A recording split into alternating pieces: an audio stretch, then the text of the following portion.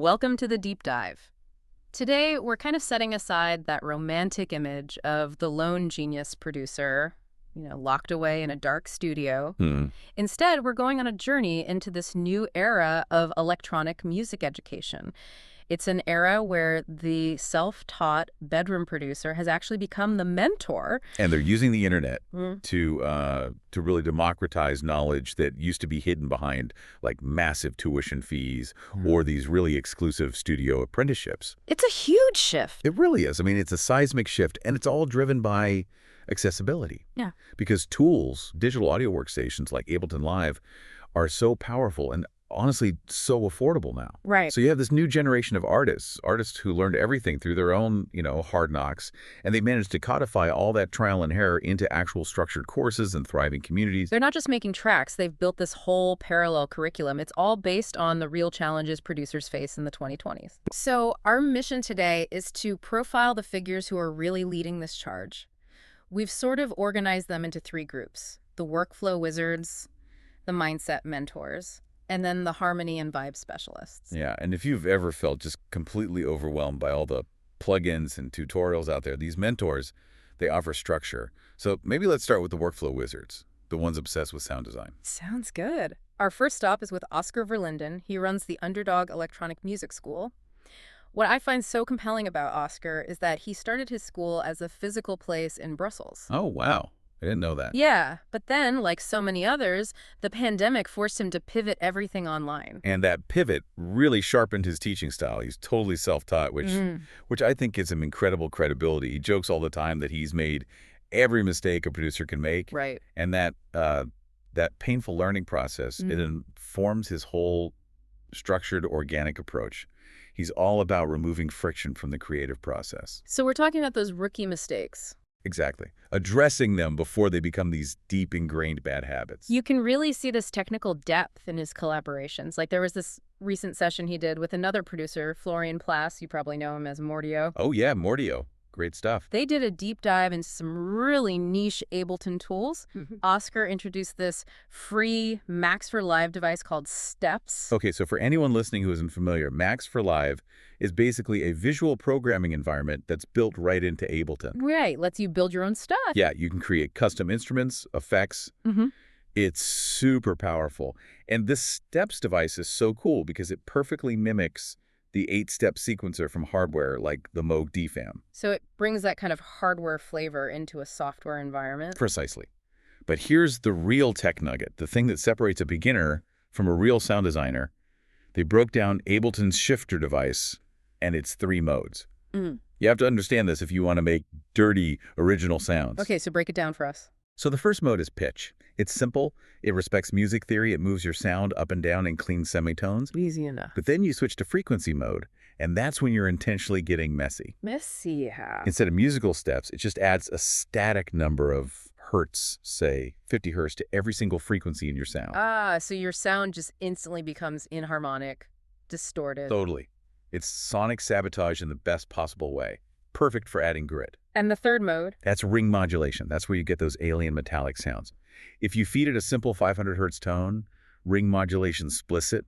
It pushes it outwards and creates 2 new frequencies, maybe 400 hertz and 600 hertz. So that subtraction and addition is what creates that dissonant industrial techno sound. Exactly that. It's brilliant. That detail alone is just... It's invaluable. So let's talk about Mordio himself, the guy in that video. Berlin-based hypnotic techno, and he has a really interesting philosophy. Oh, definitely. Mordio's been producing for over 15 years, and he's really open about how he missed his university graduation. That forced him to teach himself everything. And he turned that into a teaching method. Yep, specifically structured for ADHD-friendly learning. He recognizes that a lot of creative people, they struggle with focus. He also has a really strong stance against the whole algorithm game, right? He does. He consciously avoids platforms like Instagram and Twitter.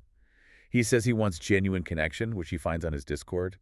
He has this great line. He says, social media optimizes for virality, not authenticity. I love that. Focus on the craft, not the clout. And you see that focus in his tools. He makes these awesome Ableton sound design racks, but, and this is key, he only uses native devices. Why is that so important? Because it forces you to learn the core tools inside Ableton before you go out and spend a ton of money on third-party plugins. It builds fundamentals. He also runs these workshops with a hardware-first philosophy. He gets students on controllers like Push 3, getting them to physically interact with sound before they even touch the mouse. Right. But I have to ask, does that approach genuinely improve the sound? Or is it more about, the romantic idea of avoiding the screen? That's a fair question. And I think the key isn't necessarily about sound quality. It's about minimizing option paralysis. Okay. I mean, if the hardware-first approach forces a producer to just commit to a few sounds early on, they completely bypass that endless browsing and tweaking that kills so many tracks. It solves the starting problem. That makes sense. So if workflow wizards like Mordio solve the starting problem, I guess the biggest hurdle left is the finishing problem. Exactly. Which brings us perfectly to our mindset mentors. And this is where Mikosh Gutkowski comes in. He produces his Ariat, and his project is called Kuchet Traki, which, what does that translate to? It literally translates to I finish tracks. And he focuses squarely on that universal paralysis, that inability to finalize music because of perfectionism or fear or just getting stuck in that endless loop of tutorial hopping. And he came from that place himself, right? He credits a mentor with helping him break through. He does. A guy named Keith Mills, who helped him get to the point where he was finishing around 35 tracks a year. 35 a year? That's an insane volume. That's incredible. And he realized that process could be formalized, turned into a system. A system based on mindset, habits, community. Exactly. And the results are they're staggering. His system has helped his students finish over 1,000 tracks in just 4 years. 1,000 tracks. Wow, that just shows you it's about structured accountability, not just buying more gear. It really is. And his community structure is brilliant. Like, to submit your own track for feedback, you first have to provide 2 moderated, constructive critiques to other members. So it forces you to develop critical listening skills, which you then turn back on your own work. And it's not all just online.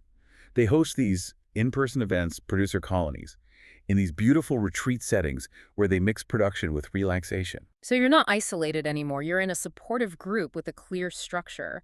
That has to be a huge psychological relief. It completely shifts the focus from waiting for some mystical inspiration to just disciplined practice. Okay, so let's move from the discipline of finishing to the discipline of musicality. Let's talk about Jaron Lopez. Yeah, Jaron Lopez. He's based in LA and represents a totally different side of this. Unlike a lot of the self-taught techno producers, he's a multi-instrumentalist.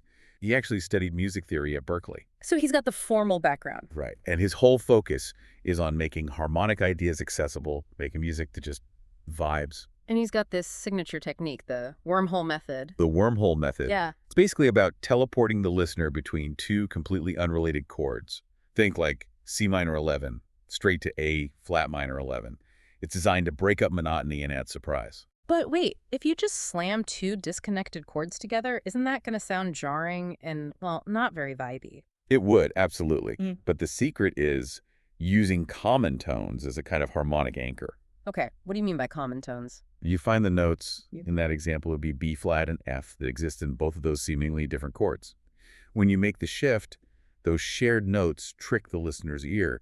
They glue the progression together and make it feel intentional, instead of like a mistake. So the common tone is like a sonic camouflage. It smooths the path to a whole new tonal center. That's a powerful trick. It really is. And he even has a toolkit called ViBLE that helps producers isolate creative tasks. You can spend time just harvesting ideas like refining drum velocities separate from the main composition flow. Nurturing the creative seeds, so to speak. Exactly. All right, shifting gears from complex chords to classic grooves, we find Oline. Oline's house. Yeah, he's a German-Cuban producer now in Valencia, Spain, and he specializes in genres like Chicago house, old school UK garage. His whole mission is to instill soul, rhythm, and intention. What's so cool about Oline is that he doesn't just teach you how to make a sound, he teaches you the history behind it. Oh, totally. His tutorials are these master classes in context. He'll break down the origins of Chicago house. He'll talk about Frankie Knuckles and his cassette tapes, Giorgio Moroder, the 808. He's making sure the next generation understands the lineage of the music, and he gives these incredibly practical tips, like how do you get that fat, classic house bass line? Yeah, he shares that great trick of layering a triangle wave with a saw wave. Right. The triangle gives you that smooth sub-bass foundation, and then the saw wave as the mid-range punch and character on top. And by using those two specific waves, you get the body and the punch without all that harsh, bright fizz on top that can be a nightmare to mix later. It's a perfect targeted solution to a really common problem. And what I love is that Oline, even with all his expertise, always says he's still learning how to produce house music. It emphasizes that this is a journey, not a destination. So we have the workflow experts, the mindset coaches, the harmony historians. This whole movement provides incredible structure, but Right? there's still one final hurdle, right? Getting professional, industry-level feedback. And that's where the ecosystem kind of evolves to its next level with platforms like Ekio. It was launched in 2021, and it's built specifically for getting personalized feedback on electronic music. So it bridges that gap between, say, a friendly comment on Discord and getting real insight from someone in the industry. Exactly. You submit your demo, and you get analysis from top-tier artists. We're talking people like Perek, Jen Cardini, Stimming. And the goal is tied directly to the problems we've been talking about. Refining your sound, actually finishing tracks, and, maybe getting noticed by people who can actually help your career. And the platform is built to make that high-level feedback worthwhile for the artists, too. It is. It has a really favorable 80-20 revenue split. The artist gets 80% of the submission fee, which incentivizes them to give detailed, quality feedback. It makes mentorship a sustainable income stream for them. So when you look across all these figures, Oscar, Mordio, Mikush, Jaren, Olean, the common threads are just so clear. Yeah, they prioritize structured workflows, authenticity over vanity metrics, and building these really robust communities to support producers who feel lost. It's the total democratization of music knowledge. It gives that classic tutorial hopper a clear, navigable path from a folder full of random ideas to finished, release-ready tracks. The tools are often free. The structure's what you're paying for. Right. So to wrap up, we want to leave you with a piece of advice that Oscar Verlinden often shares. It's called the popcorn kernel theory of creative development. Okay, I'm intrigued. So imagine you just finished one track, you send it out, and it gets rejected or ignored. That's just one popcorn kernel. The mistake is staring at that one failed kernel, right? Just hoping it will eventually pop, getting way too attached to that single outcome. Exactly. The solution is what he calls a methodology of creative abundance. Your challenge is to create a system where you are continuously starting many projects. Fill the whole pan with kernels. Because you never know which one is going to be the one that pops. You don't. But if you prioritize volume and practice and just a continuous flow of creative output, eventually one of them will pop off on its own. So the question to ask yourself is, how can you prioritize volume and practice over attachment to a single outcome? That's your deep dive homework.